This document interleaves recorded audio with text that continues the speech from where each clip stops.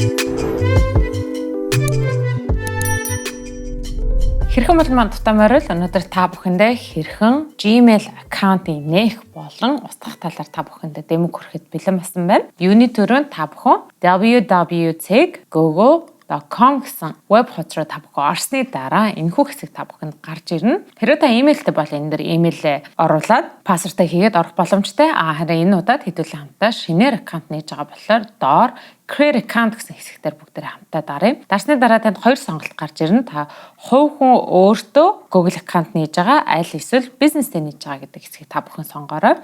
За хэрвээ та өөрөө хувьдаа бол for myself гэдэг хэсгийг та бүхэн сонгоод эхний энэ хэсэгтэр нэрээ оруулна. Дараад нь болохоор овог. За тэгээ энээр ямар имэйл та бүхэн сонгомоор байгаа гэдгийг оруулж болох байгаа. Дараагийн хэсэг болохоор та бүхэн пассворд хийх байгаа. Cyber security-ийн талаар хийсэн бичлэгийг та бүхэн дараад хэрхэн яаж өөрсдийнхөө пассвортыг зөв хийх талаар та бүхэн үзээрэй гэж хүсмээр байна. За тэгээ пассвортаа та бүхэн сонгосныхаа дараад нь хэрвээ пассвортаа зөв хийсэн үгүйг хармаар байгаа бол show password гэдэг энэхүү хэсгээр дарснаар гарч ирэх байгаа. За тэгээ энэ бүх мэдээллүүдийг хийснийхаа дараад нь та бүхэн next гэдэг энэ цэнхэр төвшлөрийг дарна. Хэний дараад нь та утасны дугаараа оруулж болно.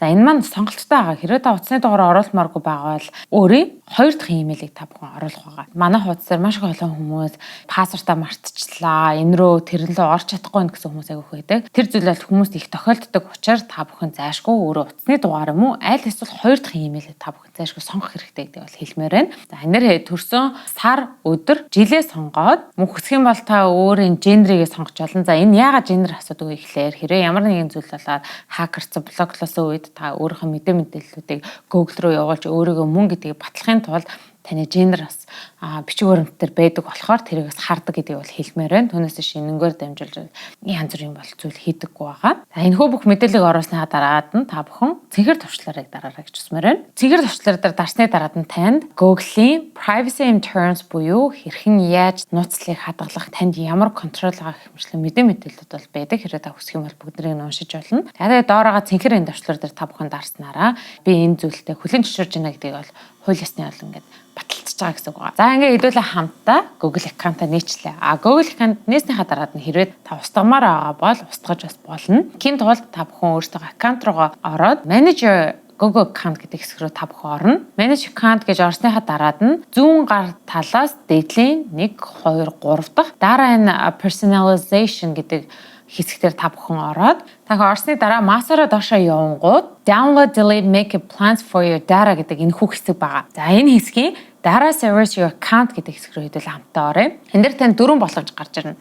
Энд дээр гурван зүйлийг та бүхэнд тодруулж хэлмээр байна. Delete a Google service гэдэг маань та яг өөрийн сонгосон нэг үйлчилгээгээ устгах гэсэн үг байна. Жишээлбэл YouTube, Gmail. Харин delete your Google account гэдэг маань болохоор таны Google account тэр чигтээ устгагдана гэсэн үг байгаа.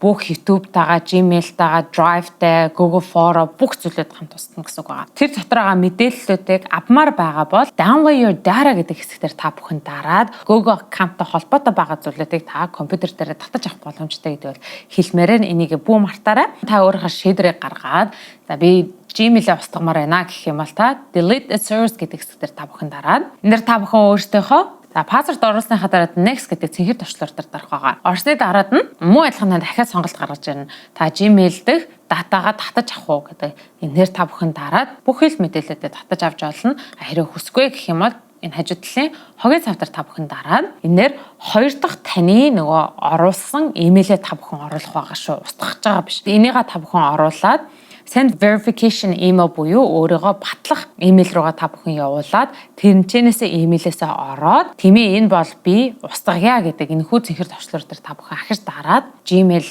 маань устгах байгаа гэдэг та бүхэнд хэлмээр байна. Устгацсан имэйл болон аккаунтаа сэргээж болдог. Гэхдээ энд анхаарах зүйл нь хэрэг 30 хоногоос дээшээ болох юм бол таны аккаунт сэргэхдэггүй байх магадлал нь маш өндөр гэсэн үг.